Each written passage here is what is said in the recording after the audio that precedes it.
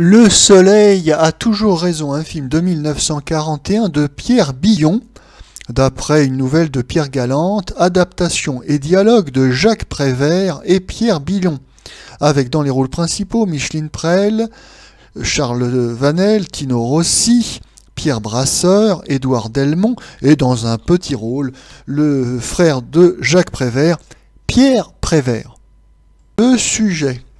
Dans un port méditerranéen, Tino Rossi, le pêcheur, est fiancé à Micheline Prel.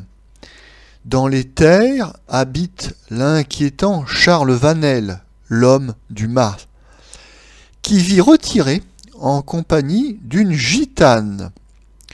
Tino Rossi livre une barque à Charles Vanel, mais il plaît beaucoup à la gitane et tombe blessé par Charles Vanel.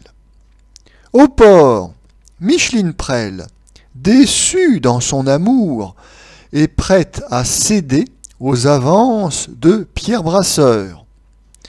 Tino Rossi rentre à temps et, loin des brumes, retrouve sa fiancée et le soleil.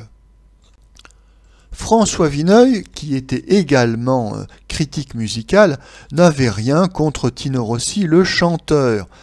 Il notait que Tino Rossi était un ténor léger qui avait à juste titre une large popularité auprès d'une grande audience populaire.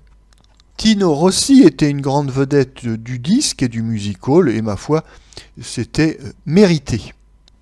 En revanche, s'agissant de Tino Rossi, acteur, François Vineuil était plus sévère, quoique il faille préciser qu'il était surtout critique envers ses producteurs et tous ces gens du show business qui essayaient d'exploiter le talent de Tino Rossi dans des petits films chantants d'une qualité médiocre.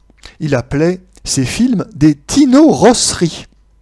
Or, quand on voit l'affiche du film Le Soleil a toujours raison, on pourrait être en droit d'attendre une bonne surprise de ce film. En effet, il y a des noms prestigieux au générique.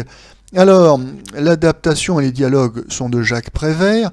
On a des décors qui sont réalisés à partir des maquettes d'Alexandre Trauner. On a une distribution qui regroupe à peu près toutes les vedettes réfugiées en zone sud, oui, parce que le film a été tourné en zone non occupée. On a Micheline Prel, on a Charles Vanel, on a Pierre Brasseur, enfin, il y a quand même du beau monde. Le soleil a toujours raison commence gentiment, et on peut avoir l'espoir qu'enfin on a trouvé un film qui serve dignement le talent de Tino Rossi. En effet, nous avons de très jolies séquences tournées en extérieur. L'action se déroule dans un port provençal. C'est l'été. Alors, il y a une très belle lumière. Il y a ce qu'on appelle une ambiance très agréable dans ce film. Oui, cette fameuse ambiance à laquelle le spectateur est si sensible. Il y a comme un air de vacances. Et puis, il y a aussi quelques petites scènes où on décrit assez justement la vie quotidienne des Provençaux. Malheureusement, ce film n'est pas un documentaire consacré à la douceur de vivre méditerranéenne en général et à la beauté des paysages provençaux en particulier, ainsi aux mœurs de ses habitants. Non, il y a quand même une histoire. Et que cette histoire soit adaptée et dialoguée par Jacques Prévert ou pas, eh bien, l'intrigue est tout aussi tartignole que dans les autres films de Tino Rossi. Une fois de plus, nous retombons dans un film qui est en réalité un roman photo d'une histoire d'amour à l'eau de rose.